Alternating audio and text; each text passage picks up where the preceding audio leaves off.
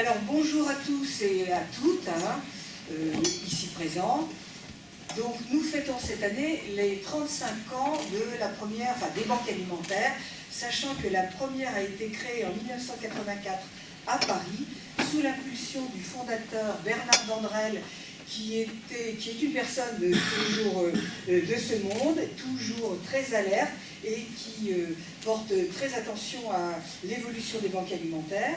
Alors donc c'est lui qui l'avait fondé avec d'autres associations, notamment le Secours catholique, ça fait donc 35 ans, en 84.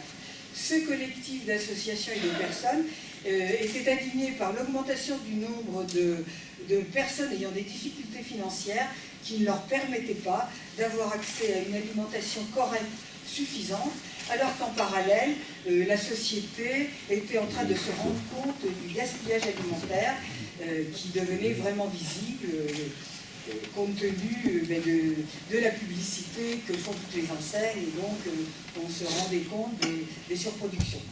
Alors ce gaspillage alimentaire est estimé en France en ce moment à 29 kg par an et par personne.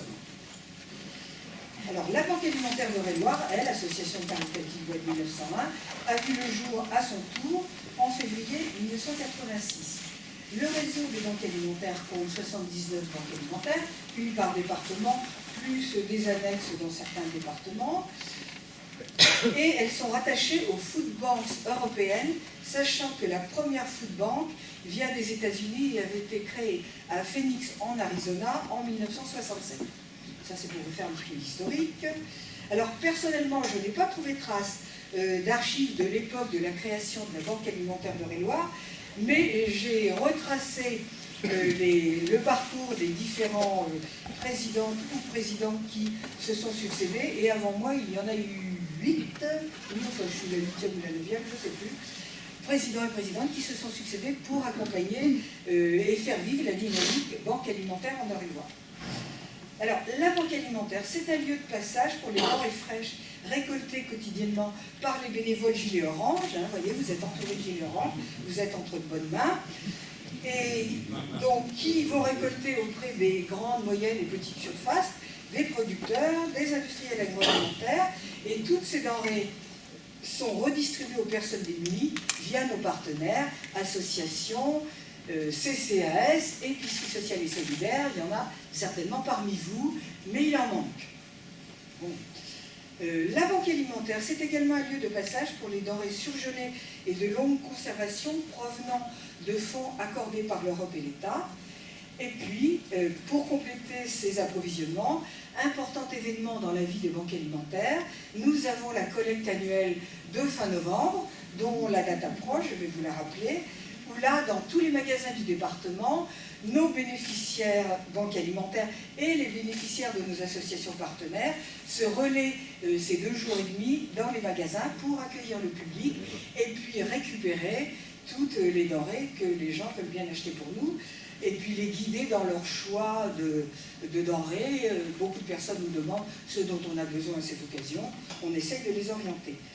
Merci donc là, au nom de tous les Gilets Orange, merci à tous les Gilets Orange qui participent à ces 3 jours de collecte.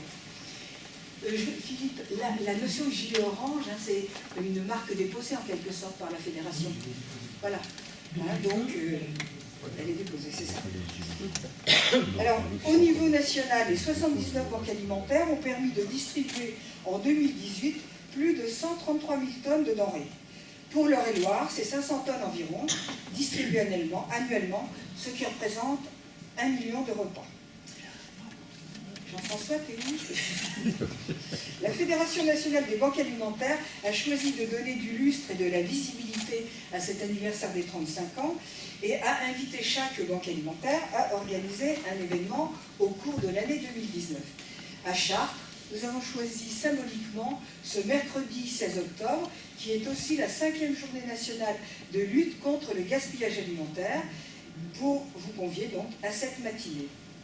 Cette lutte contre le gaspillage qui est dans l'ADN BBA doit, et ce n'est pas un petit défi, permettre aux bénéficiaires d'avoir accès à une nourriture de qualité et à un équilibre nutritionnel satisfaisant. C'est l'une des tâches de nos associations partenaires de diffuser les notions d'équilibre alimentaire aux personnes dont ils ont la préoccupation, personnes qui sont parfois assez éloignées de ce sujet, ayant d'autres sujets d'inquiétude dans leur vie quotidienne.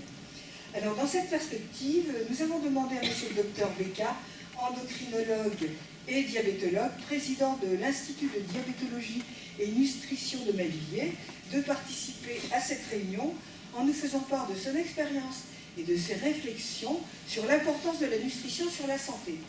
Il a accepté volontiers et toute l'équipe de l'ABA l'en remercie vivement. Je vais donc lui laisser la parole, non sans avoir remercié toutes les personnes ici présentes de leur participation active, à quelque titre que ce soit en don en nature ou en numéraire, pour participer à la réalisation des objectifs de la banque alimentaire, des banques alimentaires qui restent, aider l'homme à se restaurer. Ce que nous allons faire ensuite, au sens propre du terme, auprès du buffet qui vous sera proposé dans le hall. Vous pourrez également y découvrir une animation vidéo réalisée par l'une de nos associations partenaires de Courville et les dessins des enfants de classes maternelles et primaires d'écoles de la région sur le thème des 35 ans d'EDA. Nos bénévoles interviennent régulièrement à la demande des professeurs des écoles pour sensibiliser les jeunes esprits à la solidarité. L'ACEF, association créée pour la défense des droits des fonctionnaires, partenaire du Rotary et de la Banque Populaire, qui font chaque année un don à notre BA, est aussi présente dans le hall et peut vous accueillir et vous fournir les renseignements que vous souhaiteriez. Donc, merci à tous encore de votre présence.